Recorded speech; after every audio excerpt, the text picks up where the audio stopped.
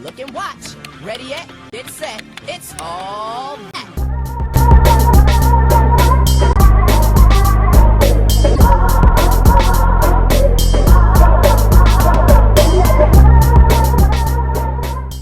Hey guys, y'all know the vibes. It's OD Vibes and we too live with it. Your favorite music influencer from the one and only Boston, City of Champs, because you know what?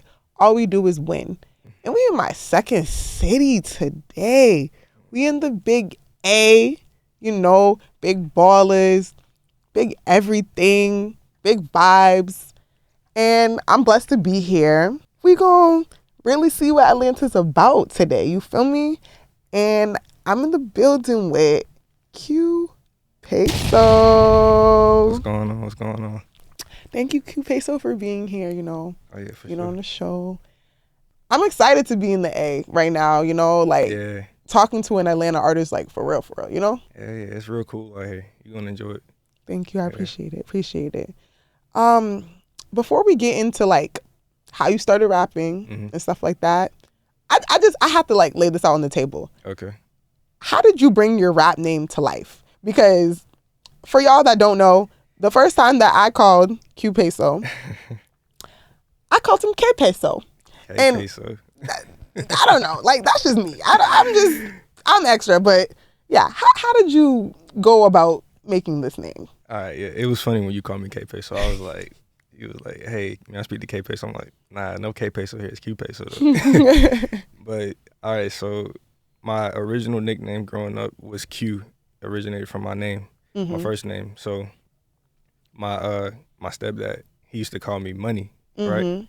But if you think about it, there's already a Q Money out there. So I thought, why not Q Peso? You know, like it's still money. It's still another form of money. So I ended up just, you know, merging them together, and then we got Q Peso, and that's been my name for forever.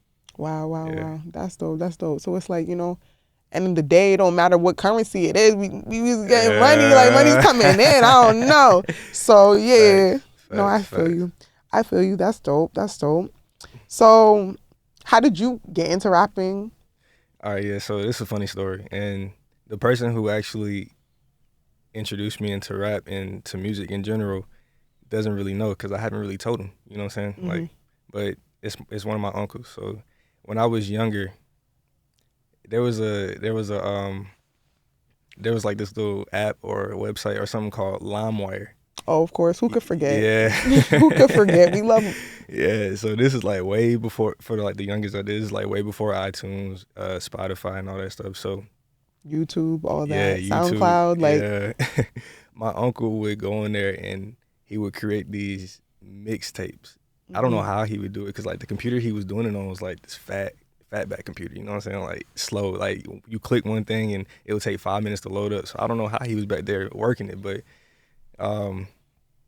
he used to make these mixtapes, and the flow would just, and it would be like completely different songs. Like you'll have some Tupac here, you'll have some R&B over here, and then you'll have Tupac on the R&B beat. And I'm like, wait, how you doing this on LimeWire? Like, you know what I'm saying? So I didn't even know you could do all that. I didn't either, but he's like a genius when it comes to like music and stuff. So he would make these mixes, and he would hand them out to the family. You know what I'm saying? Like he wouldn't even go out and sell them. Like, you know, you'll see like sometimes in the barbershop, you'll see people selling, I don't know if they do this anymore, but you'll see them selling CDs and movies, you know, bootleg movies and stuff. Like he wouldn't do that. He would just create it, and he'll sit his version in his car. You know, this is before like aux cords and stuff like that. So he'll sit the CD in his car, and he'll give me one, he'll give my cousins one, my grandma. Like my grandma didn't even play it, but he'll give her one, like just because. But so yeah, he introduced me to like the music side of that, letting me, you know, see a different world of music and stuff. Right. He would also, the same uncle, he would also walk around the house. This is when I lived with my grandma. He would walk around the house and he'll be freestyling. Like, and he'll be spitting too. And this is before I started rapping. He'll be spitting, and I'd be like, "Yeah, you spitting? Yeah, I'm saying. So, yeah, so, you know, that was just like, he's the one who introduced me to the music, and when I seen him rapping and flowing and stuff, I was like, you know what, let me try that. So what I ended up doing was I didn't have a phone at this time, and I didn't have like iPod or nothing like that. So how old were you at this time? Just okay, I was like at this time I had to be like 10. Okay. Yeah. I had to be like 10. So you were youngin' with it, because honestly, like some people, they're like 17. I jumped in it. So 10, that's like passion. It's giving passion. Like you seen this early. But yeah, continue. Real early. No, real early. Real early. So yeah, I was like 10, and I was begging my dad. All right, so this is what I was doing. I was begging my dad for a phone, and they wouldn't get me. Like, I think iPhones were back then, like, were, you know, being sold, but it was like an iPhone 1 or something. But right. I knew they weren't going to give me that, so I was begging for like a track phone, but it had to be a specific one because all of them didn't have all the features. Yeah, the features. So I was begging him for one that could record audio. I begged him. I'm begging him for months, and you know, finally he was like, "All right, I get it for you for Christmas." Once he said that, I was like, "All right, cool." I went to my mom and I was like, "Hey, mom, I need an iPod." She was like, "What you need an iPod for?" I'm like, "Just to listen to music."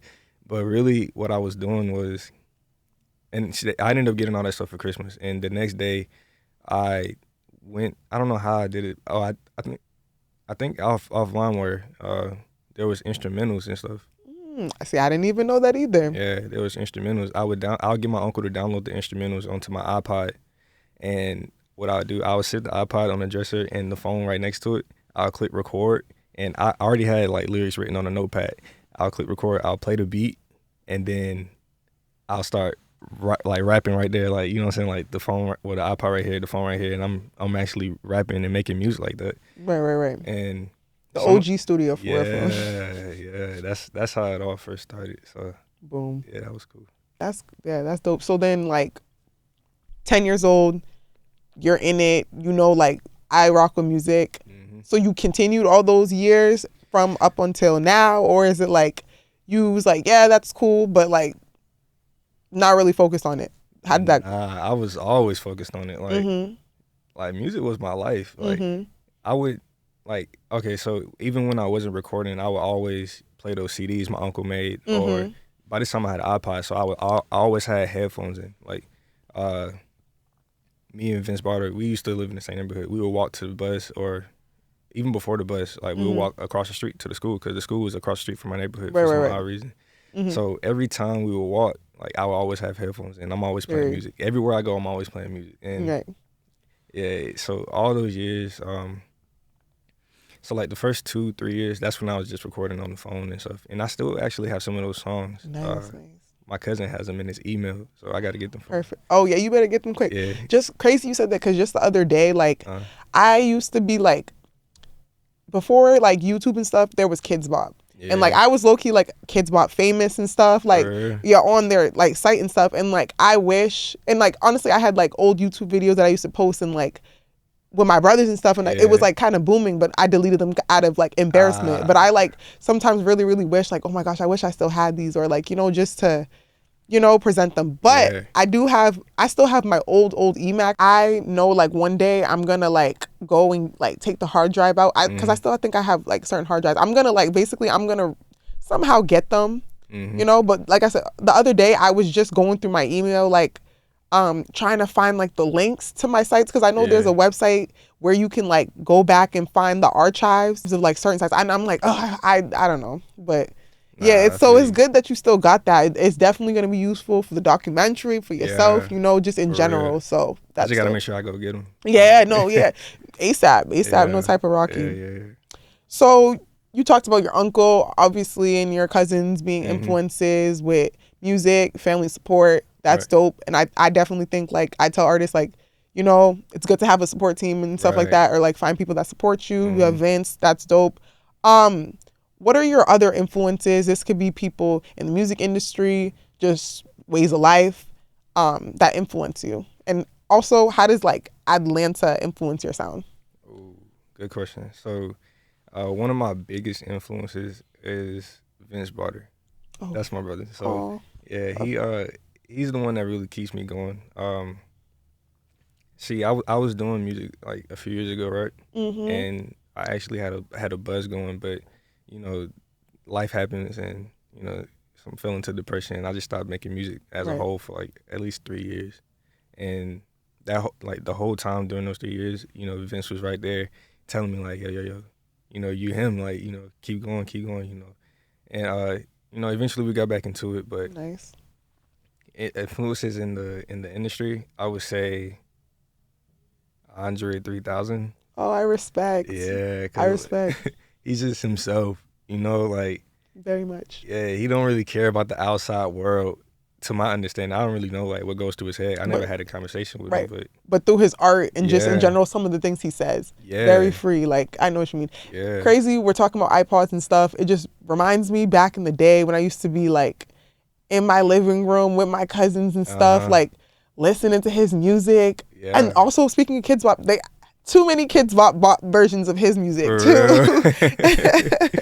Yeah, so That's dope. yeah, when him and Big Boy dropped their album, Speaker Knockers and The Love Below, that was like game changing, because nobody really heard that song before. You know, like everybody, and during that time, to my understanding, everybody was really focused on Tupac, Biggie, you know, East Coast, West Coast, and then a little bit of Houston, you know, RP Chat, but and then you see like Outkast come out, and it's like, whoa. You know what I'm saying?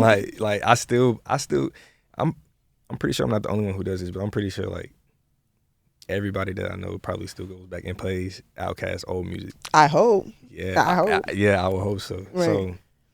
So one of my that's actually one of my biggest influences. Like sometimes I listen to Andre 3000's version of the album, which is The Love Below, like twice a week. Straight through. I just play it twice a week. Like, yo, you really got on here and you did your thing. And you know, he actually switched from, he was straight rap, like spitting bars, and then he changed the sound to like music. Right. You know, like to be more versatile a little bit, but like still him, like you said. Yeah. Yeah. Yeah. So how do you feel like, don't kill me, but like Andre, he's not from Atlanta, but like how does Atlanta influence your sound? Atlanta, okay.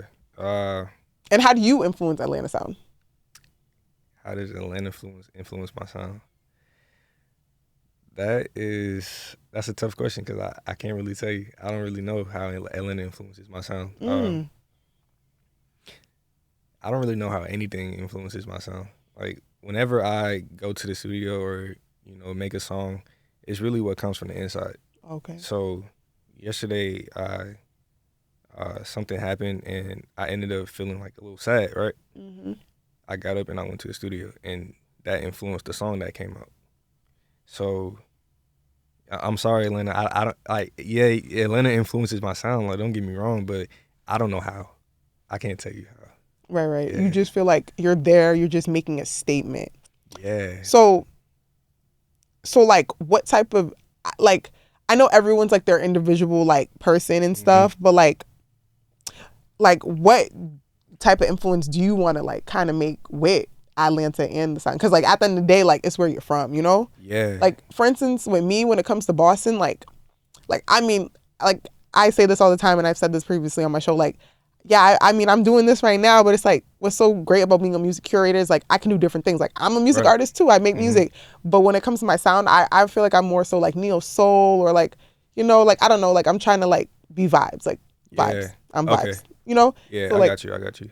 Yeah, so basically, the influence I want to give off is to just, you know, do what comes to mind. Like, free. You wake up, be free. Like, you wake up in the morning, if you feeling good, you feeling, you know, the sun is out, you want to go to the park, and record a song there, and then, you know, whatever comes out. I don't think artists should just be focused on like this. I think artists should be focused on everything. Ooh. Like, if you get influenced, if I get influenced, like, all right, so I'm here doing this interview with you, right? If I get influenced, when I leave here, I'm gonna go straight to the studio. Period. You know, like if I go to sleep, I have a nightmare. I wake up in the morning, I'm gonna make a song about that nightmare. Like, I just want people to just create. Right. You know, like create everything. It makes me think like literally rooting back, because like being in the industry, especially now, it's always like money, trying to do things like da da da da da to be seen and stuff like that. And what you're saying just reminds me of like how much music at the end of the day is just art. And art is just an expression. Right. And it's like, just express yourself. You're just right. express yourself. Like you said, free. Like, Yeah, be free. Be free. No lie. Like, wow. Yeah. Now, don't get me wrong. Like, music plays a big role in mostly everything you do, because Literally. if you don't have money, then you can't create art. Well, you can, but like like you have the money side weighing on yourself. So, Right. For nowadays, for a lot of artists, I feel like, right. Because I mean, there are some people who they playing their banjo. Yeah, you feel me? exactly. You know what I'm saying? That's art. That's music. Like they go out there, they set up a bucket, or sometimes they won't even set up a bucket, and they'll play music. They'll From play their piano. heart. Yeah, from the heart. So it's like, if you love it, keep doing it, and Period. do it every day. Like, don't let it go to waste. If you have that God-given talent, Amen. don't let it go to waste.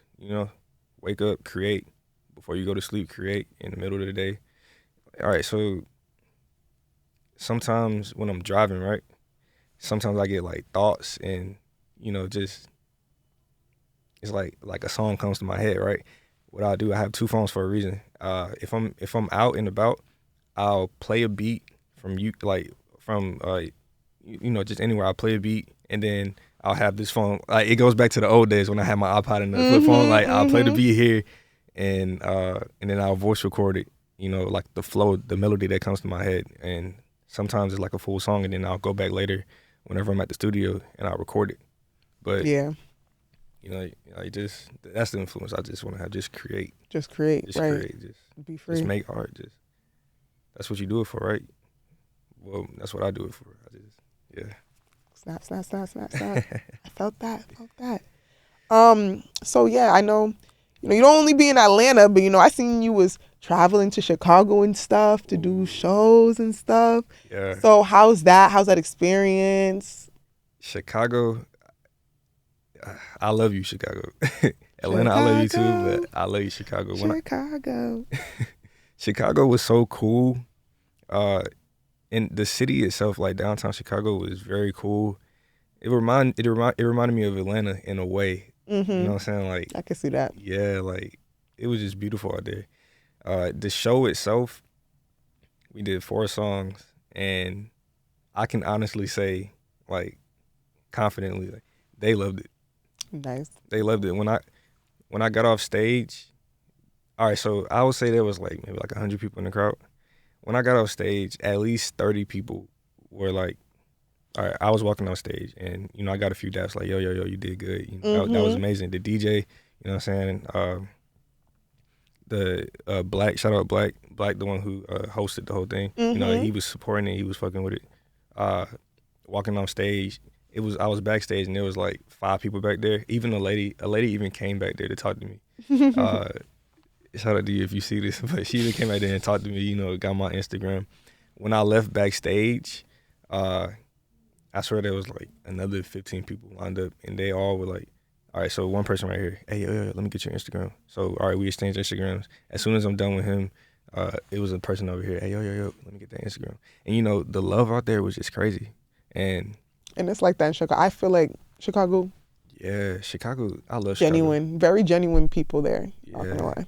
Yeah, so when this interview comes out, it comes out later on, but we're actually going back to Chicago in like 2 weeks. Oh, nice. And then back to Chicago in like a month.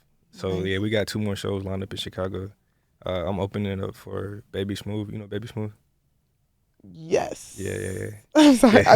No. I probably heard music, but like, yeah, I listen to too much music all the time. Yeah, so sometimes exactly. I'm like, I listen to too much music all the time. Yeah. But the name sound familiar. Yeah. No, it's all good. But yeah, so that's gonna be a cool experience. That's dope. Yeah. Happy for you to know that. Thank you everywhere. Yeah.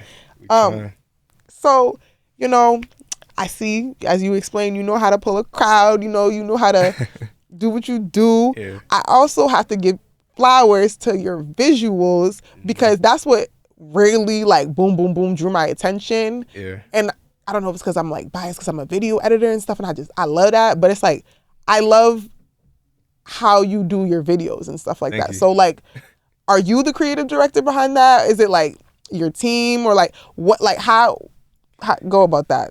All right, so I have a videographer that I work with. that I love to work with.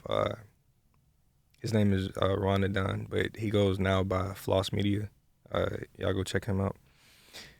So basically what I do, I give him the idea that's running through my head, and I trust him to bring it to life. Like, I've known him since I was a kid, like a little after, like I'll say like since I was maybe 14, 15. So me and him go way back.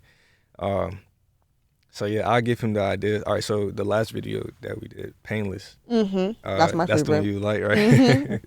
Yeah, so Painless. So basically, I told him, I was like, yo, can you do green screen? And he was like, yeah. And the thing about him, he just started doing videos. So for him to come up with these videos and like actually, produce them like that is just it's just out of here. That's But dope. yeah, so I told him, I was like, yo, can you do green screen videos? And he was like, yeah, why not? So I gave him the idea. He actually pulled up to my house. We sat there and we talked about the whole idea. And that same day, we shot the video. And the shooting of the video only took like, I say like 2 hours. Not bad. Yeah, it wasn't bad. So I don't know. Yeah. So yeah, basically, I give all the credit to Floss Media. Shout out Floss Yeah, Media. he's Shout going out crazy. Floss Media.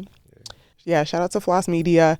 And, I think it's dope that, like, and I think it's very important to connect with different creatives, to, like, it's like you're, like, helping each other, like, flourish with their arts and, like, making sure that you guys are doing something and doing something for it. And, like, you never know, like, they say all the time, like, the person who has a cure to cancer, like, could be someone that people aren't paying attention to or like not giving a chance to. So you never know what people are capable of, Don't sleep on nobody. DJ Khaled said that, and like that's something that's been sticking with me a lot for like the past month. Like, you can't sleep on nobody because you just never know. Everyone has like something to bring to the table. Exactly. So in terms of collaborating, you've talked about already that you're managed by Vince, and like that's something I know and stuff like that. And I know you're part of like Star 36, which is like the label or entertainment group. And, I know that like, you've definitely been passionate about music and stuff throughout the years, but like taking music serious, still like newlywed to it, but you're being managed. And that's something that a lot of new artists don't really like do and stuff. Right. How do you feel about, being managed, the importance of being managed and stuff like that? And I think like artists, if you can do it, because, dream team make the team work. But how do you feel about it? And to artists that are new, what should they get into it? It's really important to have a manager and a team around you, because if it was up to me, like we probably wouldn't be doing this interview. I wouldn't be doing music videos. I wouldn't be going to Chicago. I wouldn't do anything. Like really, I would just wake up, make music, and then go to sleep. I would just wake up, make music, and then go to sleep. But having a manager, especially a manager who's as dedicated as you are, that's going to take you to the next level. And I'm proud. I'm actually really proud of Vince. Like, he's just learning. Like, he hasn't been a manager his whole life. He hasn't even been a manager for a year. He just started, and we've already made so much progress. Right. Like a lot of progress. We have a team around us, and just just get you a manager, even if it's somebody who thinks different than you. Have somebody you can run your thoughts through and your ideas through, who thinks just a little different than you, and you can really take care of a whole lot of stuff. Just make sure he's dedicated, or he or she is dedicated. They're focused on the goal. Make sure y'all have the same goal, because you can have a manager, and the manager you have, or the artist the manager has, can be focused on two different goals. Just make sure y'all come to an agreement and attack. That's it. Period. It's very important to have a manager. Very. Very important. Passion, dedication, execution. Right. Period. Oh yeah, and one more thing, acknowledgement. A manager should, hold you accountable. Like if you're not your shoes not tied. Yeah, he's gonna tell you tied your shoe. exactly. If the music isn't up to par, he's gonna tell you like, yo, with what's going on. Like that just prevents that. Like my music isn't. If I send him 3 songs and none of the 3 songs are good, he's gonna be like, yo, nah, let's take it up a notch. You know what I'm saying? Yeah, like you gotta trust your manager too. True. Like, I trust you in my life. That's why I'm letting him manage me. And that's yeah, we going. Yeah, I see great things coming from him. So y'all gonna hear about him a lot more. dope. Shout out to Vince doing your thing. Keep going. Love to see it. Period. Right. Okay. So any upcoming collaborations you got that you're excited about? Yeah, I'm excited to work with Woo the Savage. Period. Shout out Woo. Yeah.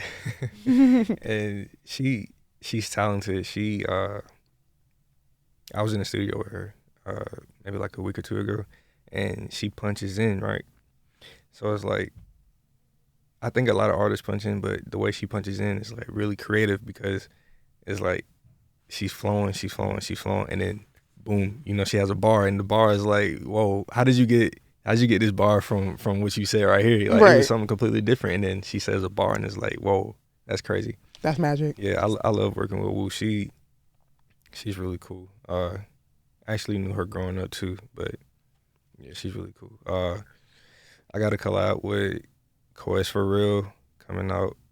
I'm not sure when it's gonna drop, but that's a cool song. It's different, you know, and we had to take him like to a different room, as I should say, because like, you know, I love when artists do that. No lie, like get out their comfort zone a little bit. Yeah, he definitely had to get like his comfort zone for that one. His fans they're gonna appreciate it, because it's bringing a new sound to his fans, and a new sound to my fans, because we have 2 different audiences. Like 2 very different audiences, but I think everybody's gonna appreciate that one. And I got a song with Tony Snow coming out. It'll be out already by the time this interview comes out, but that's It's my icy. favorite. Yeah, that's Tony Snow. Shout out to Tony Snow. He went crazy. I sent him we didn't link up in the studio for this one. I sent him the project file, and let him do his thing. The amount of verse that I had from, he was going so crazy, he had to actually extend it. Like, he doubled it. Like, what Juicy said, you know, I had to double it. That's what he said. Yeah, he doubled the verse, and yeah, I'm excited for y'all to hear that one. That's crazy. Shout out, Tony. Period. Yeah. I'm excited to hear. I'm ready for the drops. I just want to say something. I just want to say shout out to Atlanta. Like, it's always love here. Like, I literally love being in the A. Like, from 4-4, live in bed, get money, but every day. I love y'all, Atlanta. Like, I just want to say that before we close out real soon. Yeah, I love y'all. And I love y'all too. Yeah, I love y'all too. Is there any good vibes of wisdom that you like to leave the world with? This could be directed specifically to people like the children, artists, like you were talking about earlier, like men, like whatever, like anything that you want to say. For sure. So basically, I tell myself this every morning, and you know, hopefully it helps you all. But like I said earlier, if God blesses you with talent, whether it's music or really anything, it doesn't even have to be anything creative. It can just be anything, you know. They bless you with helping others or speaking to others in ways that they can, you know, understand you every single time. Use that talent. Don't waste your talent. You know, another thing, for the most part, ignore the outside noise. It don't matter. Like, and the outside noise could be haters. It could be anything. Like, anything that doesn't align with what you got going on. Just focus on what you want to do, create, and you know, just enjoy what you do. Enjoy it, and love yourself. Definitely love yourself. Period. Good vibes. Wow. Inspiring. Oh, or what, you know, Future would say, sensational. Okay. Shout out Trey from Blankit Media. That's where we at today. Shout out, period. I'm so blessed to be here. Yeah. Blessed to be here. Yeah, we gonna spin the tune. All right, let's get it. Let's get it. My little brother Ro made this beat. Oh shit.